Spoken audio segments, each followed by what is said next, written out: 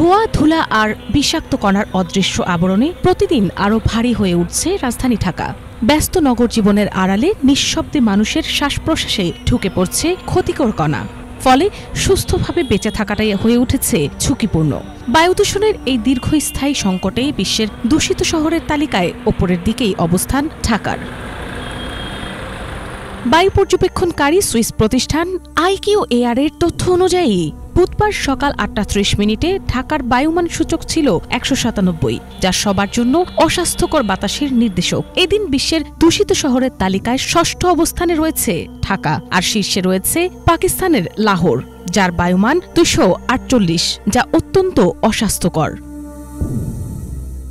ঢাকার যেসব এলাকায় বায়ু দূষণের মাত্রা সবচেয়ে বেশি রেকর্ড করা হয়েছে সেই এলাকাগুলো হল eastern housing, Dakshin Pallabi, Becharam Deuri, Goran, base Edgewater outdoor, Kalyanpur, Peyarabag rail line, Grace International School, Shanta Forum ও ঢাকা বিশ্ববিদ্যালয়ের মোকাররম ভবন এলাকা।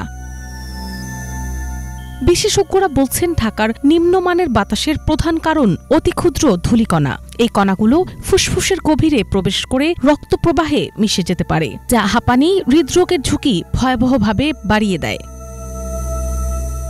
শীতকালীন আবহাওয়া, অনিয়ন্ত্রিত যানবাহন ও শিল্প কারখানার নিগর্মন, চলমান নির্মাণ কাজের ধুলাবালি এবং আশেপাশের ইটভাটাগুলো ঢাকার দূষণের প্রধান উৎস হিসেবে চিহ্নিত করা হয়েছে। বিশ্ব স্বাস্থ্য সংস্থার তথ্যমতে গৃহস্থালী ও পারিপার্শ্বিক বায়ু দূষণের কারণে বিশ্বজুড়ে বছরে প্রায় 67 লাখ মানুষ মারা যায়। আর 2023 সালে প্রকাশিত ব্রিটিশ মেডিকেল জার্নালের এক গবেষণায় বলা হয়, শুধুমাত্র জীবাশ্ম জ্বালানি থেকে সৃষ্ট বায়ু দূষণে প্রতি বছর মারা যায় প্রায় 52 লাখ মানুষ।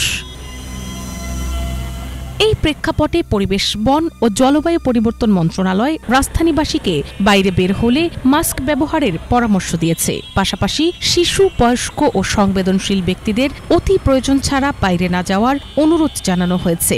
পাশাপাশি দূষণ কমাতে ইটভাটা ও শিল্প কারখানায় নিগর্মন নিয়ন্ত্রণ, নির্মাণস্থলে ছাউনি ও পানি ছিটানো, নির্মাণ সামগ্রী পরিবহনে ঢেকে নেওয়া এবং পুরনো ধোঁয়াযুক্ত যানবাহন রাস্তায় না নামানোর নির্দেশনাও দেওয়া হয়েছে।